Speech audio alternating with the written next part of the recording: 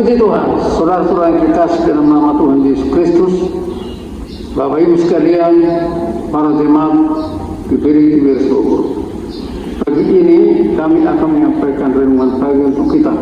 Tapi sebelumnya, lebih dahulu kita berdoa. Bapa kami di surga, Bapa dalam nama Tuhan Yesus Kristus, puji syukur terima kasih padamu Tuhan. Kami memuji memuliakan besarkan nama-Mu. Terima kasih atas segala kebaikan Tuhan, kemurahan Tuhan. Akan Tuhan berikan kepada kami untuk mendengarkan sebagian daripada firman-Mu. Terima kasih Tuhan. Berfirman Engkau Tuhan, kami siap mendengar. Terima kasih Tuhan. Kalau ada puasa kegelapan ini mengganggu pikiran kami sehat berdoa dan mengusirnya. Dalam nama Tuhan Yesus Kristus, kuasa kegelapan tinggalkan kehidupan kami. Kuasa Allah Roh Kudus kami untuk memenuhi kehidupan kami. Terima kasih Tuhan, berfirman Engkau kami siap mendengar. Dalam nama Tuhan Yesus Kristus dan berdoa syukur. Haleluya. Amin. Puji Tuhan saudara-saudara, renungan pagi ini tentang iman yang bertumbuh. Dalam hal ini, bagaimana kita menghadapi masalah besar di hadapan Tuhan kita yang besar, yang terdapat di dalam ayat pokok dalam Markus 4 ayat 39. Ia pun menghardik angin itu dan berkata kepada danau itu, diam, tenanglah. Lalu angin itu reda dan danau itu pun menjadi teduh sekali. Saudara-saudara, salam Bapak Ibu sekalian, saudara yang dikasih dalam nama Tuhan. Sebuah peristiwa yang dicatat oleh Alkitab tentang perjalanan murid-murid Yesus Kristus dalam mengarungi kehidupan dalam hal ini pekerjaan sehari-hari, yaitu di mana Yesus ikut dalam perjalanan dengan menggunakan perahu, di mana suatu petang dan bertolak ke seberang. Dalam peristiwa itu, semula kondisi alam sekitar Danau Tiberias aman dan baik terus sekali. Salah satu murid Yesus yang bernama Petrus cakap dalam mengendalikan perahu, dan saking teduhnya danau itu membuat Yesus tertidur di hutan. Namun seketika mengamuklah angin taufan yang sangat dahsyat dan ombak menyembur masuk ke dalam perahu itu dan mulai penuh dengan air. Dan apa yang terjadi? Murid-murid itu pun membangunkan Yesus sang guru. Yesus pun menghardik angin itu dan berkata kepada danau itu, diam, tenanglah. Lalu angin itu reda dan danau itu menjadi teduh sekali. Yang menjadi pelajaran kita dan firman Tuhan ini adalah yang pertama, bahwa murid semula menghadapi kehidupan secara normal, angin dan danau teduh.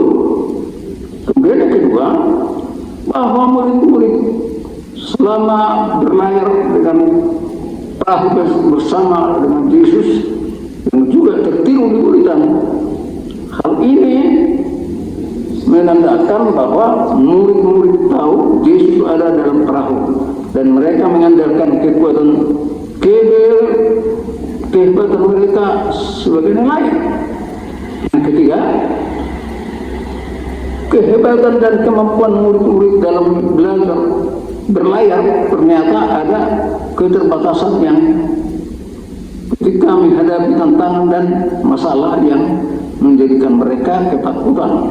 Padahal Yesus yang adalah guru dan Tuhan bersama-sama mereka. Yesus Tuhan Yesus yang lebih besar dari mereka. Yang keempat, kelemahan dan keteledoran murid-murid adalah yang pertama, mengandalkan kekuatannya sendiri dalam menjalani kehidupan. Yang kedua, mereka tidak percaya bahwa mereka dalam perahu mereka, di dalam kehidupan mereka ada Yesus Kristus, Tuhan dan Juru Selamat.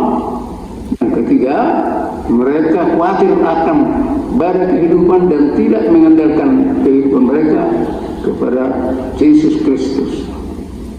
Mereka murid-murid tidak menggunakan nama yang berkuasa, yaitu Yesus Kristus, dalam bertindak melawan badai kehidupan. Sebagai orang percaya dan senantiasa mengiring Yesus Kristus dalam menghadapi tantangan dan badai kehidupan, agar iman kita bertumbuh kepada kedewasaan, maka kita harus bertindak sebagai berikut.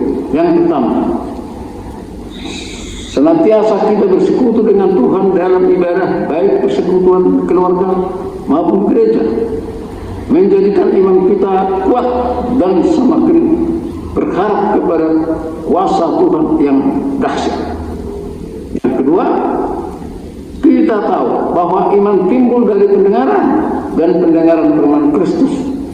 Dalam Roma 10 ayat 17 dikatakan, jadi iman tanpa perbuatan adalah mati. Begitu juga iman tanpa jadi iman timbul daripada pendengaran oleh firman Kristus. Yang ketiga, iman yang bertindak dari pendengaran firman Kristus Tuhan akan membuat kita kuat menghadapi tantangan dan masalah kehidupan sebab di dalam firman Tuhan ada jalan keluar untuk menghadapi masalah hidup. Kita percaya sekalipun masalah kita besar, ada Tuhan. 1 Korintus 10 ayat yang ke-13 katakan, pencobaan yang kau alami adalah pencobaan biasa yang tidak melampaui kekuatan manusia. Pada saat pencobaan itu datang, Tuhan memberikan jalan keluar sehingga kamu dapat menanggungnya. Yang keempat, iman yang besar dan berkuasa adalah iman yang bertindak. Sebab iman tanpa perbuatan adalah mati, tidak berguna. Yakobus 2 ayat 12 dikatakan, sebab seperti tubuh tanpa roh adalah mati. Demikian juga lah iman tanpa perbuatan adalah mati.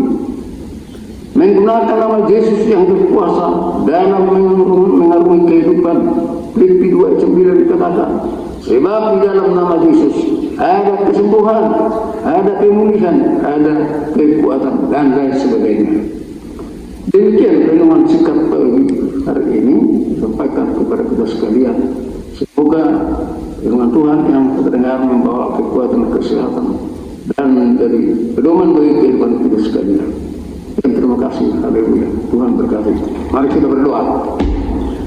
Tuhan, kembali kami mengucap syukur, terima kasih kepadamu. Kami telah mendengarkan daripada firman-Mu. Firman-Mu yang telah kami dengar mendapat tempat dalam hati kami, buat bertumbuh berbuah menjadi kekuatan dalam hidup kami, supaya kami tetap dapat menghadapi tantangan di tangan apapun yang datang kepada kami sesuai dengan firman-Mu. Kami yakin percaya dengan pertolongan Tuhan, dengan kuasa firman-Mu kami dapat menghadapi semuanya. Terima kasih Tuhan, hamba berdoa. Semua yang mendengar firman-Mu mendapat berkat di dalamnya, nama-Mu ditinggikan dan dipermuliakan. Terima kasih Bapa di surga, terpuji nama-Mu. Sebelumnya kami mohon ampuni kami dan segala salah dosa kami, agar kami layak menerima berkat-berkat-Mu. Karena kuasa-Mu dalam hidup kami, dengarkan doa kami Bapa. Dalam nama Tuhan Yesus Kristus kami berdoa dan mengucap syukur. Haleluya. Amin. Selamat beraktivitas. Tuhan berkati kita sekalian.